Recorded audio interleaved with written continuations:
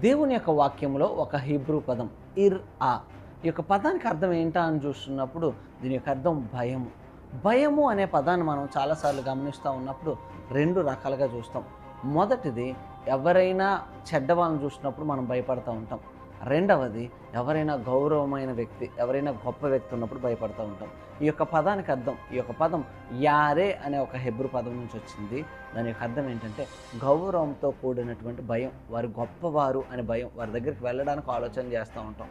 దేవుని యొక్క వాక్యం సామెతల గ్రంథం 1వ అధ్యాయం 7వ వచనం చూస్తున్నప్పుడు యెహోవా యందు భయభక్తులు కలిగి ఉండుట తెలివికి మూలమని చూస్తున్నాం.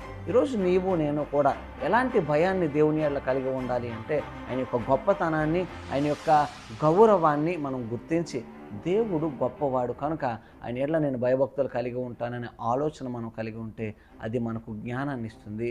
ఆ యొక్క జ్ఞానము మన జీవితంలో ఎంతగానో ఉపయోగపడుతుంది. అలాంటి తెలివి కలిగి ఉందాం.